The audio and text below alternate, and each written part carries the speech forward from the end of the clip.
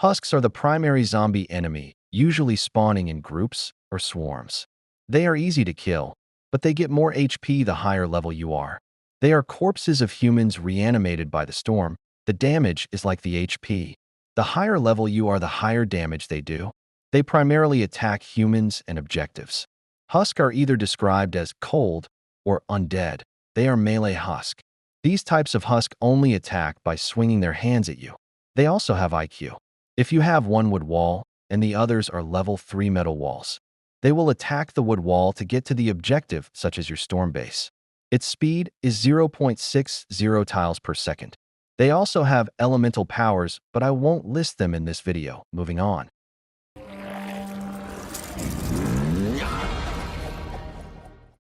Pitchers are tricky enemies. They throw storm-type bones. They move kinda slow, only throwing them often at players rather than the objective. While individually a low threat, their strength lies in distraction and overwhelming numbers. Their standard movement is 0.6 tiles per second. They also are like Husk. They form in groups to form a bigger threat. Moving on.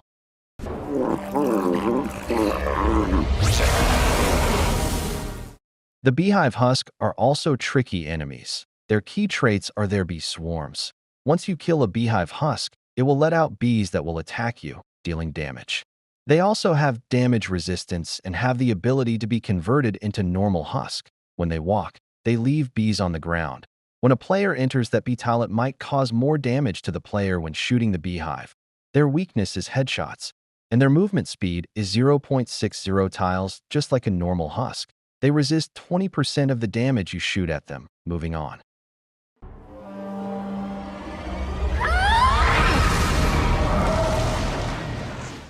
Lobbers are ranged woman zombies that throw husk-type heads at players and objectives and walls and stuff. They must be prioritized during defense missions as they can quickly destroy walls when left unchecked. They tend to stay on the outskirts of the horde, even hiding behind objects to be protected. They often spawn in defense stages of missions and can spawn from storm vortices or encampments. They walk 0.5 tiles per second. Anyways, moving on.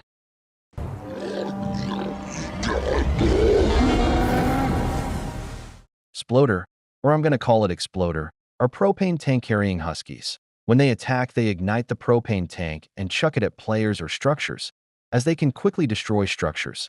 The explosion also does AoE damage, so be careful. Its propane tank is also its weakness. It's a weak point, and you can quickly kill it when shooting it in its hands. The Exploder can also do a melee attack if you're close enough. If they explode next to another Exploder, it will cause a chain reaction. They move at 0.50 tiles per second. Moving on. I can't find an image for the Husky Husk, so I'll have to go with this. Husky Husk are like Fat Husk, but stronger.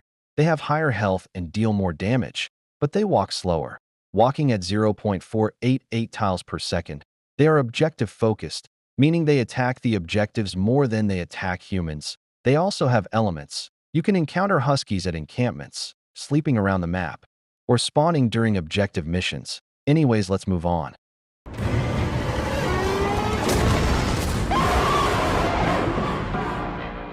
Smashers are very similar to the Smashers from Left 4 Dead.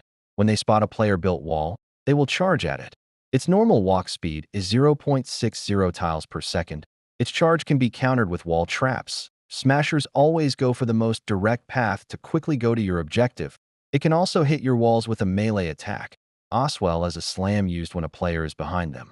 If a Smasher is charging for a while, it will stop because it has stamina. Anyways, moving on.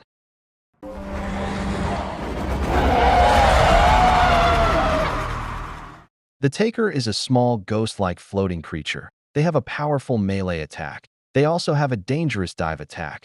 They can also phase through buildings and structures.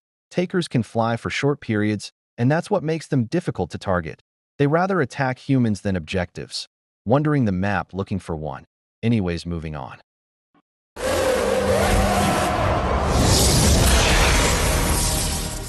The Flinger is a type of a mist monster that throws mini husk at your fort to damage it and past your defenses. They are considered a high-priority target because they can destroy traps and throw husks past your defenses. Flingers are slow, moving at 0.5 tiles per second. They will find a vantage point to throw husks. which can even be elemental sometimes, or even tanky husky husks at your objective. When they spawn, they can be heard doing a loud, distinct roar. They also do it when they launch Husk. Unlike other monsters, Flingers spawn during defense-style missions after Plankton Storm Shield Defense 2. Anyways, moving on. Every monster/Husk past this doesn't have a cutscene, so I'll have to use images I've found. This is the Riot Husky Husk, a Husky Husk that has a fridge door shield as well as a mask. It moves slowly, but has high health. Instead of the normal Husky Husk, it attacks humans more than the objective. It uses its shield to bash and knock back players. Riot Huskies can be spotted roaming around map, sleeping, or spawning from encampments and during objective missions.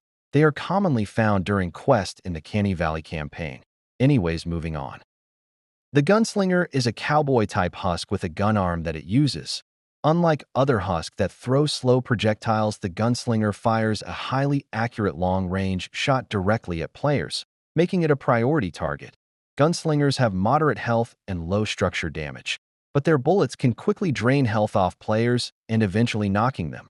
The Gunslinger is encountered during the Canny Valley storyline. Anyways, moving on. The Zapper is a weaker version of the Gunslinger, dealing less damage and is more easy to kill.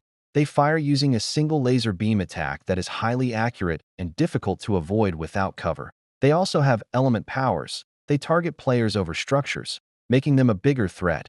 Anyways, moving on. The Shielder is a parasite that doesn't attack anything and is very weak to kill. It attaches to Husk, forming a purple shield around the host, making them harder to damage. It's recommended to shoot the Shielder first when you see it on a Husk. Anyways, moving on. Super Shielders are more powerful versions than the normal Shielder. They create a purple dome shield to protect its host and the Husk inside it, and has to be destroyed before the host inside can be killed. Moving on. Blasters are known to have one eye and be tall. They are mist monsters that do high damage and do long-range laser attacks from their eye. They fire the beam quickly at players. It can also do melee attack if a player gets too close. But its ranged attack is its strongest move. It can spawn from Husk encampments, storm vortexes and caves. As mini-boss in dungeons, it can be spawned by the Storm King, which I'll talk about after this. You can interrupt its laser power-up with moderate to high-impact weapons. Anyways, moving on.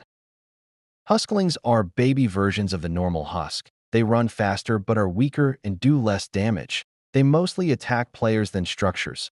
They can do a leap ability jumping up to 6 tiles. They can be seen wandering around map, objective and defense missions, Storm King, and Husk encampments. Let's move on now. Trolls are small, harmless enemies that spawn sometimes during collecting blue glow. Once encountered, they initiate Whack-a-Troll minigame. Once won, it will reward a gift and your blue glow, sometimes two. Anyways, let's move on. The Nurse is a woman nurse Husk. It's known to cause problems. It can heal itself and other Husk nearby, making it a priority target in combat. It mostly targets Husk on low health to heal them. The Nurse will also attempt to dodge your attacks, so make sure to have good aim. The Nurse was originally a Frostbite 2019 event, but was added to zones like Plankton, Canny Valley, and Twine Peaks. Let's move on. The Mimic is a monster that disguised itself as a level 3 chest. Once a player tries to open it, it will attempt to attack.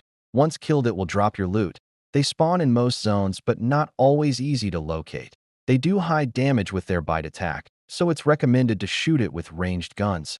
If left alone for a while, it will go back in its original place and completely heal. Anyways, let's move on. This is the final enemy of Save the World.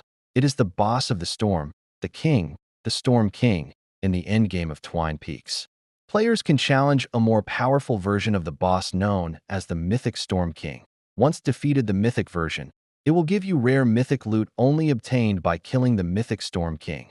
The Storm King is the primary antagonist and final boss in Fortnite PvE mode, and Save the World. You will have to shoot weak points on its body. Phase 1. Destroy the crystals. Phase 2. Destroy the horns. And Phase 3, then you're allowed to shoot it fully. Thanks for watching this video. Make sure to subscribe for more.